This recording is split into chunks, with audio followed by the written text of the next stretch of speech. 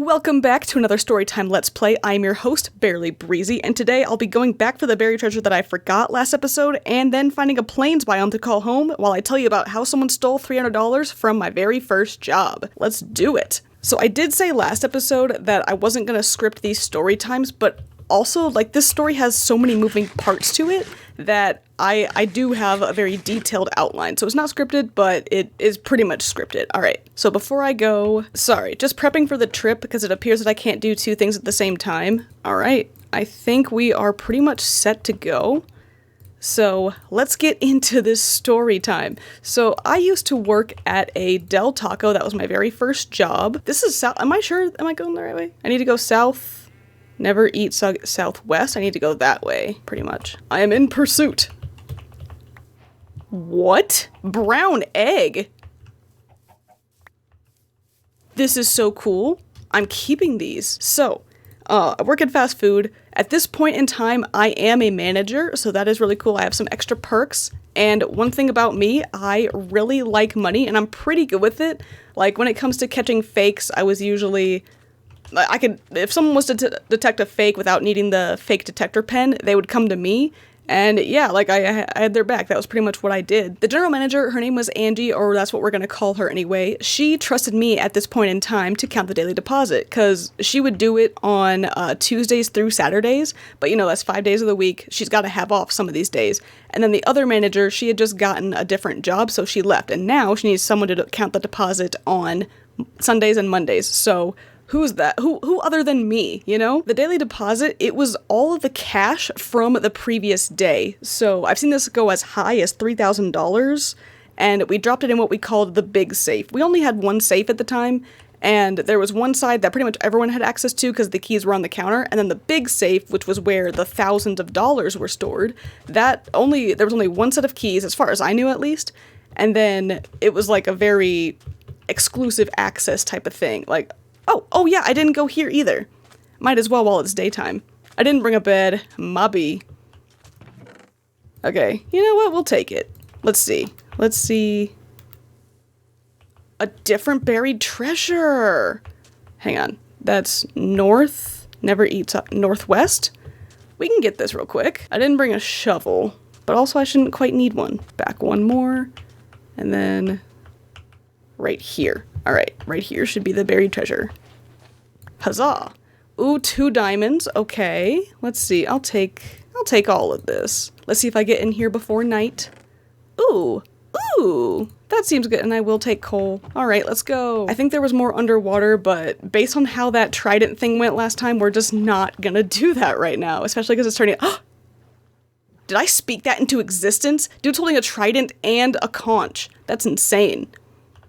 I'm on easy mode, by the way. So, at this point in time, I am the only one, aside from our general manager, who has access to this safe. And, I feel really cool about it. Let me get this off so you can see me in my eyes. I feel really cool, really special that I have this access, So the way that this would work back in the day, there were only 2 people opening the store at a time. So one person would cover taco bar and grill, so they would make all the food that people ordered that morning. And then also they would have to make eggs, all the meats that we needed for the day.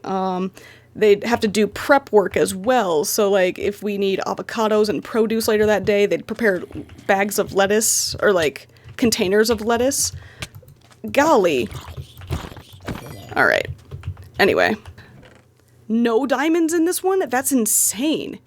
Can that happen? I mean, I guess that could happen. Oh, and then the person who was doing prep and all that, they'd also have to do the dishes and everything, and pretty much just prepare the store for the day. My crafting table. I want this for personal reasons. And then the other person would be taking the orders. They would take the drive-through orders and the in-person orders, prepare all necessary drinks, charge for the orders, bag the orders, deliver the food to all the people, and then usually drop a basket of fries or hash browns if the person, if the cook was falling behind, to help out, is at least what we could do. And then the order taker / cashier person was usually a manager in the morning, because managers were trained for each position, so pretty much managers could run, in theory, they could run the entire store. Is that the same one? They could run the entire store by themselves. In theory, if you had a shift of maybe 4 or 5 managers on a busy day, you'd be fine. Don't even worry about me. Don't even worry about me. Yeah, 4 creepers in sight. Yeah, don't even worry about me. do not even worry about me, dude. If you were worried about me, you shouldn't be. What did I say? So if a rush came through, the manager would honestly just like take a bunch of orders, fill up the drive-thru, take all the inside orders, throw on some gloves, and then just start helping out the cook, like to get all these orders out. And that's just the way that it was. And then on top of that, the opening cashier would also be the one counting the deposit. Sounds like a lot, it usually wasn't, and then the deposit was picked up about 10 a.m. each day.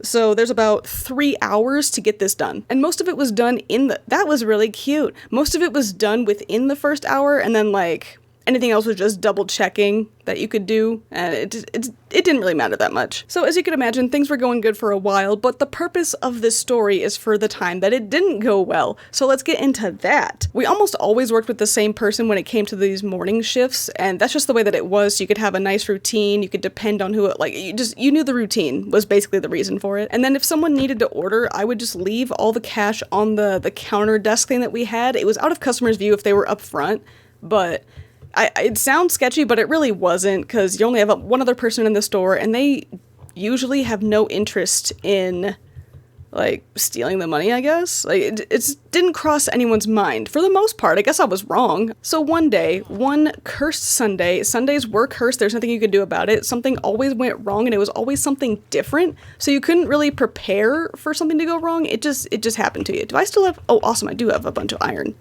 I feel like there's gonna be a creeper around, and okay, I feel like I left something. Oh yeah. I don't have boots. I'll take it. I no longer feel like going down here. I'm gonna be real.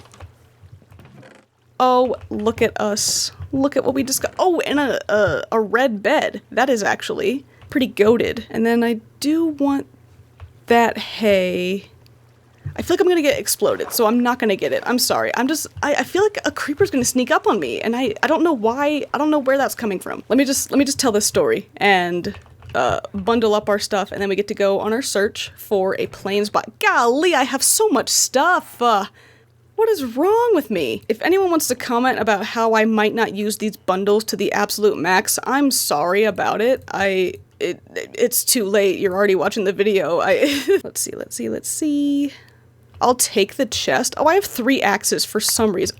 Oh, that's my bad. I thought it was empty.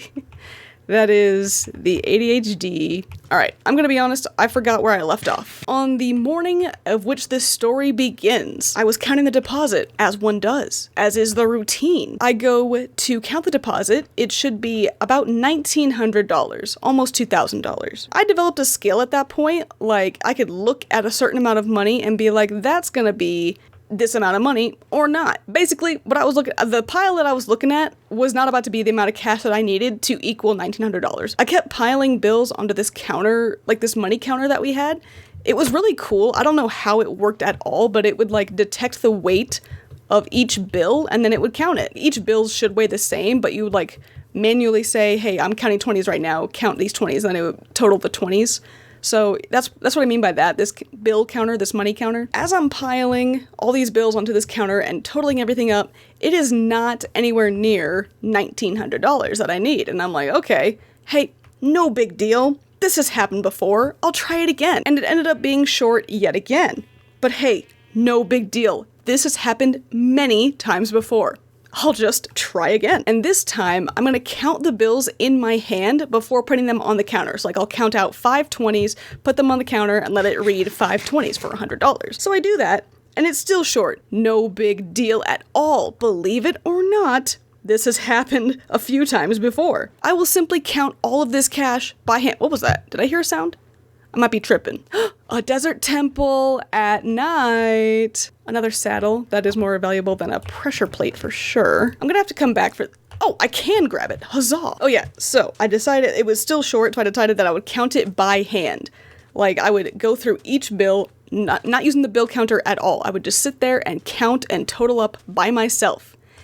And it still came up short. Believe it or not, and I'm gonna blow your mind with this one. This has happened once before. So about a week before this had occurred, I was counting the deposit and then something very similar happened. Like I was a good amount short and I'm like, huh, this is odd. And then Angie came in right on cue as if I had like summoned her and she was like, oh hey, yeah, so I needed to make change. So I took money from the deposit, but, you know, I knew I was going to be back here before it was due, I guess that's the right word. She had brought back the money, like there was nothing short, and then we quickly like exchanged the change that she made for bills to make the deposit correct, yada yada yada, you know what I mean. So I'm like, this simply must be happening again. So I pull out my phone and I start texting Angie. I'm like, hey, are you on your way with the rest of the deposit? And she's like, what? And I'm like, yeah, the rest of the deposit. I need to wrap this up soon. We're about to get our morning rush, you see. And she's like, I don't have the deposit. So I go, oh, well, I'm a bit short. And she's like, okay, by how much? And then I break the news, more than $300. And Angie says, and that is how you get your boss to show up in record time on her day off. It still blows my mind how she got there that fast. She was not that close. Is that a trident? Do we think today is the day? Do we think today is the day? Launch it. Right. Did it... A copper? Is that just like a village? I guess I could rest my weary head for the night. This is quite the hip happening place to be. Oh, a ruined portal in the distance. So during this exchange where I was texting my boss, and before she showed up, my favorite coworker ever, we'll call him Nathan, he showed up. And I'm like, hey, I have a tendency to not see what's right in front of me. Would you mind checking in this big safe to see if you see the envelope with the money? And he's like, yeah, sure. So he checks, and he doesn't see anything either. All right, who's the wise guy? This better be worth. I better see like an enchanted. What's it called? I need to see a notch apple from here. Oh. Close enough. So when Angie showed up, she took everything out of that safe looking for this envelope with the missing $300, as one does when $300 is missing. And then I took on the challenge of checking around all the cash registers, any place like front of house where this could have been. And then Nathan was checking under appliances in dirty places where the envelope could have fallen, but someone was like, ugh, I don't want to reach my hand there and get that.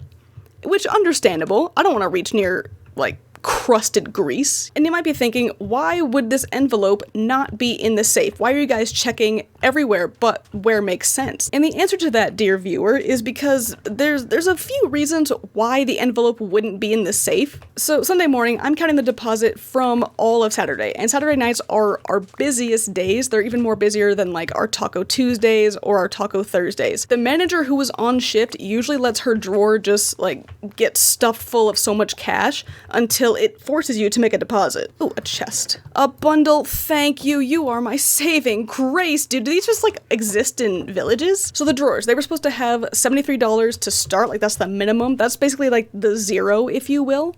And then when the drawer reaches like, I want to say $250, it's like, hey, you should probably think about making a deposit, but you can ignore that. And then you can keep on going.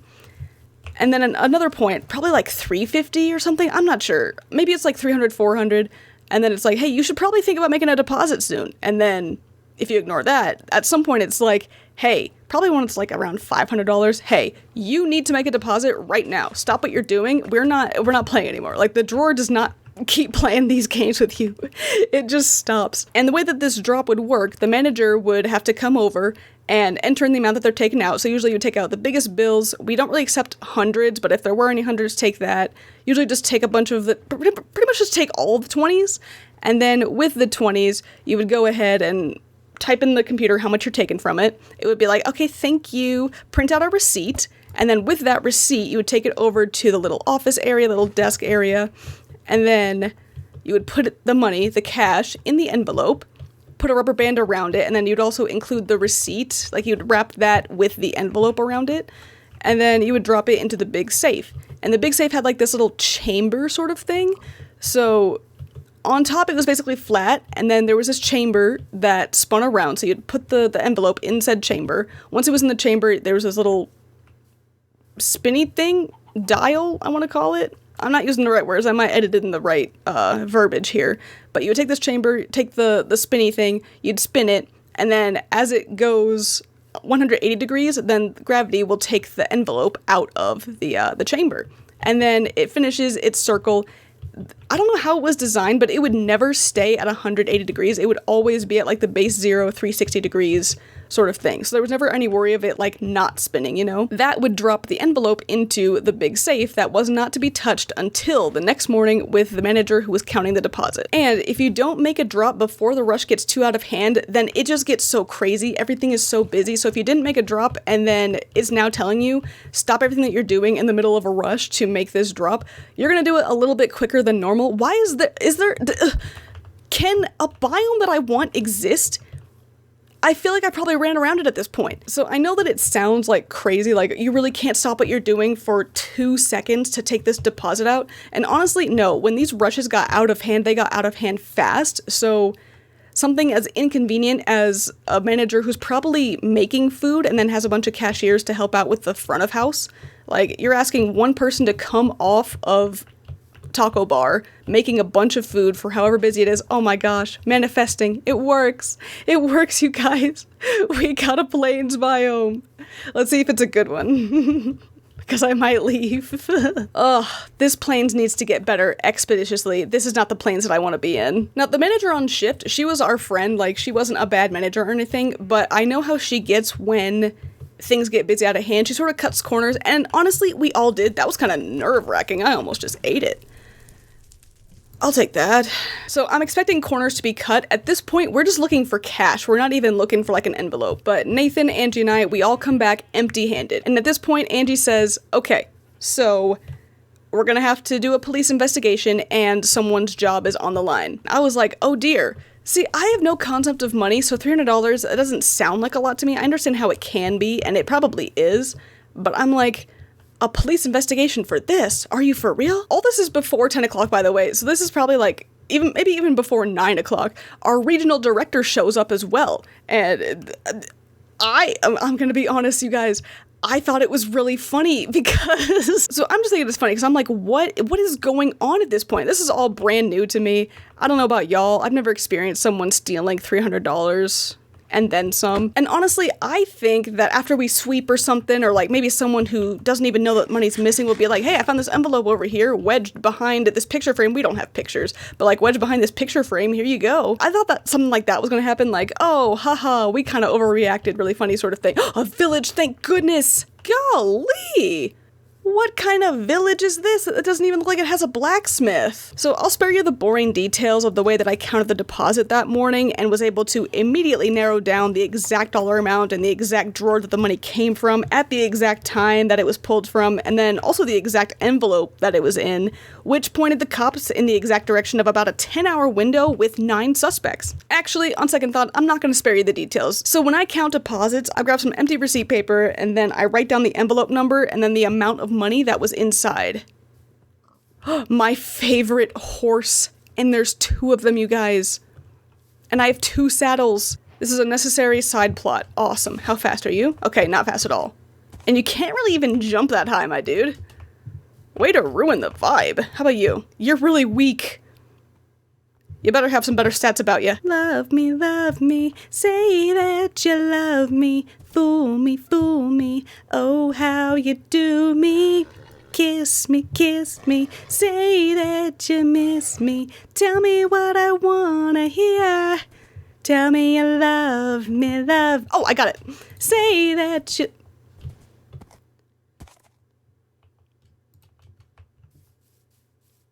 I'm really disappointed. I know that I said I'm looking for a village, or looking for a plains biome.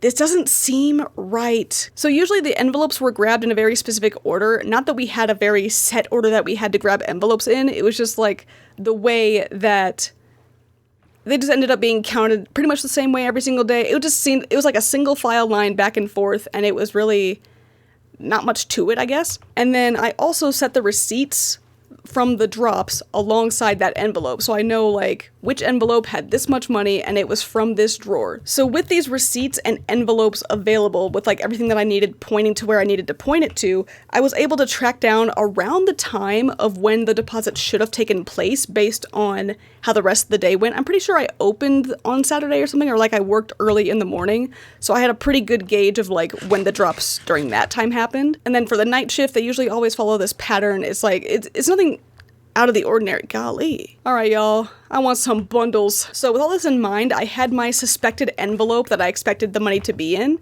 And then I also had a certain time, I guess, like a window. So I went to the computer, the little ordering machine that we have, and then I didn't really know what I was looking for on this computer, like as far as the manager settings go. But after some fiddling around, I actually found out that I can view a history of all the past deposits, including from the yesterday one.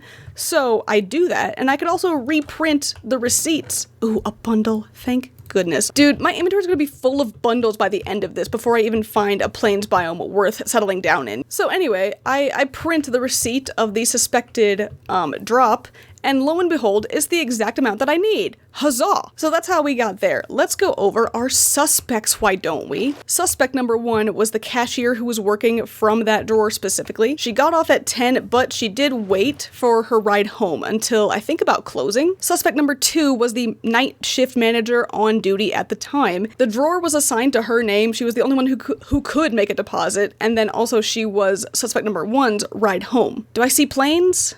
Okay, doesn't seem like a whole lot of planes. That voice crack went crazy. Suspect number 3 was the woman who was on Taco Bar, or one of the cooks for the night.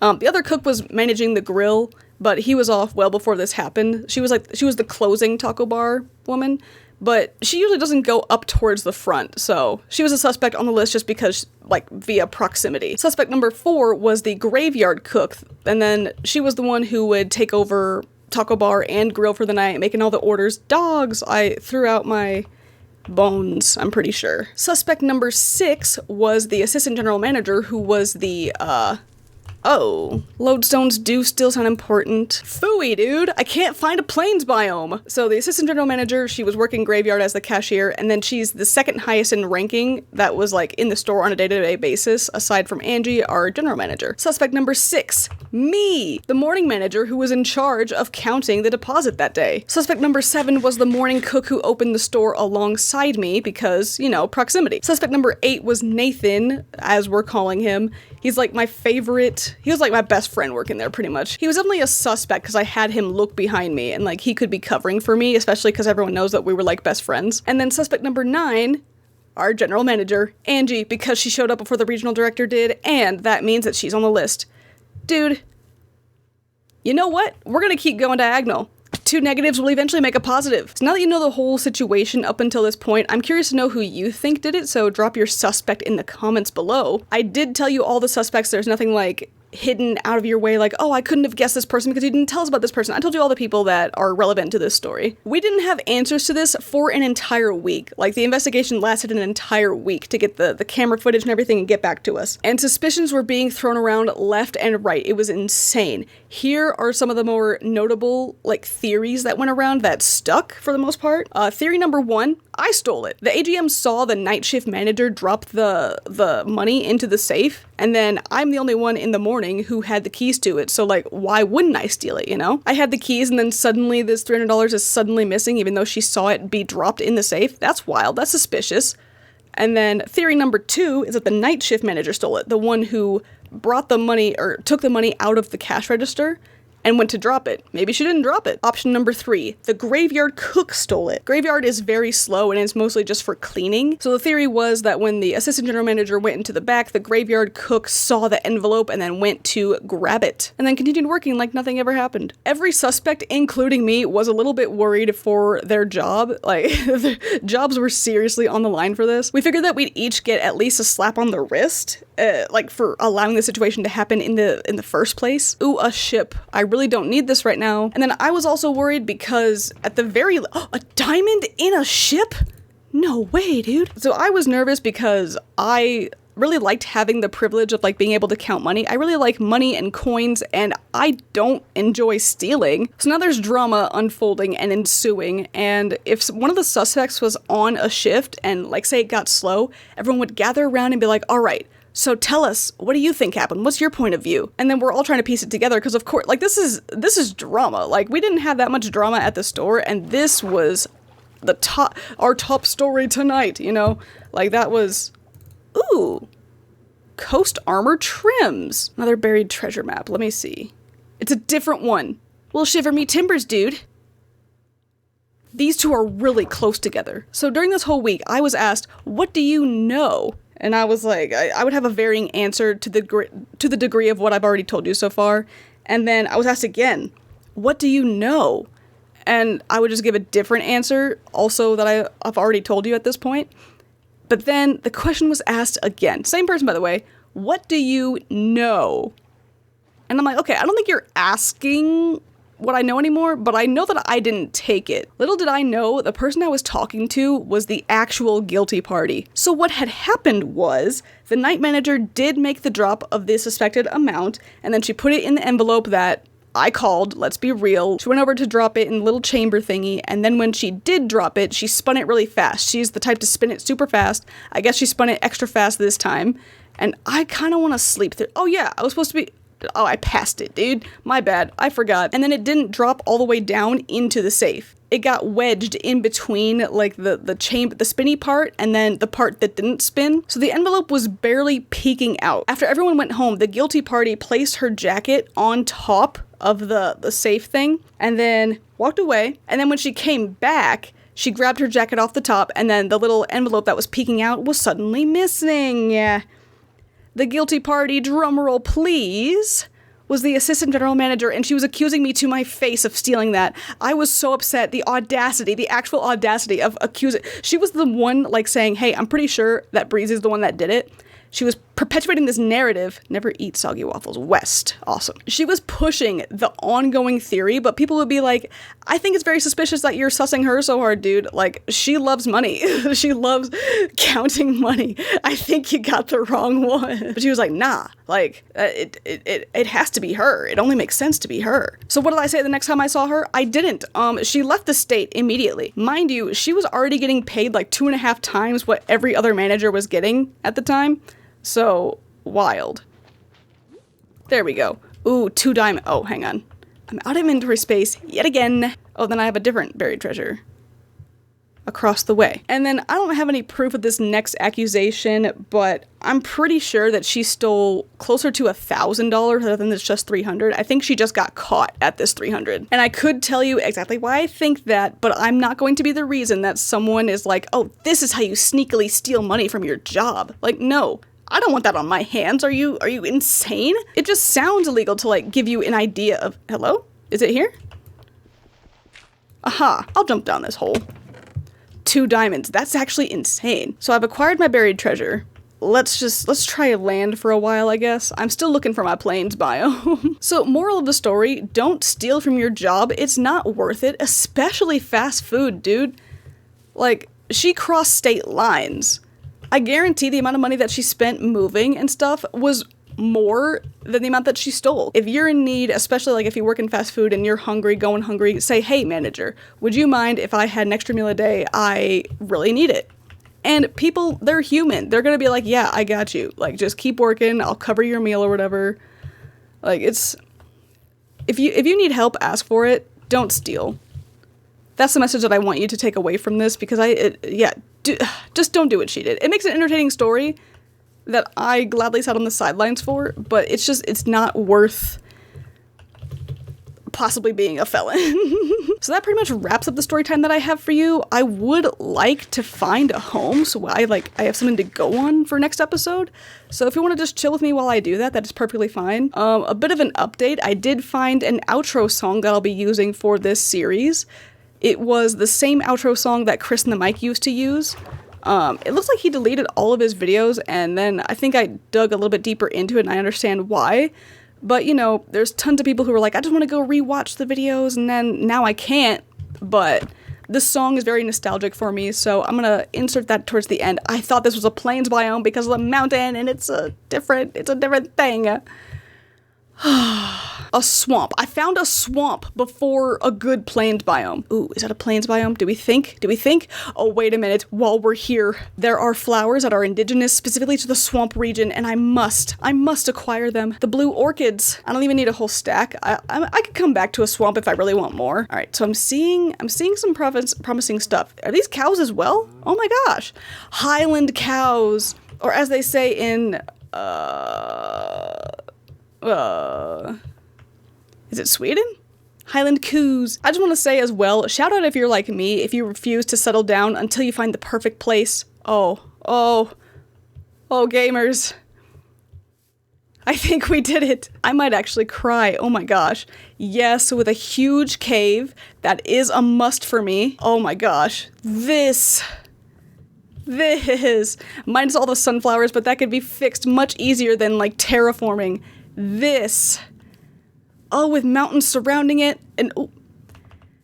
And of course he had to tease me by having the very, oh, and a cherry. Oh my gosh, I forgot about that. Because the house that I want to build, shout out to my friend for being able to make, like, the cherry house that I really like. And now I just have direct access to it.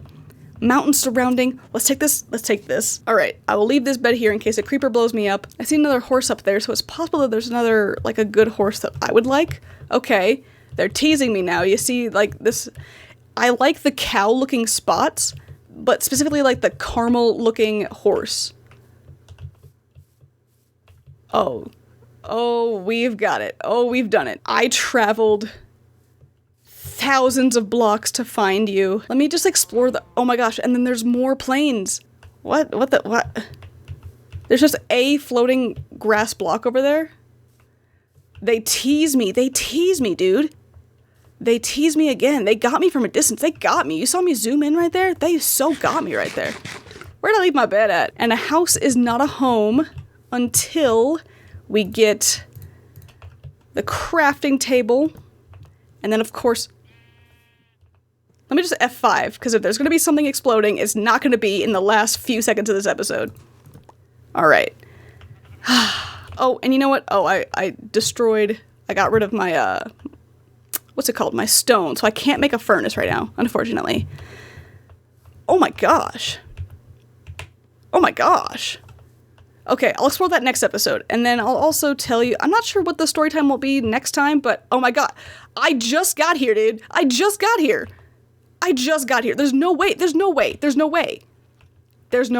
Next episode will be turning this place into a home. If you want to watch the next episode, as soon as it's done, I'll put that on the end card here. And then a video that I worked really hard on was the potato video. If you haven't seen that, feel free to watch it. If you have seen it, watch it again. It took me a long time, and I'm really proud of that video. So until next time, I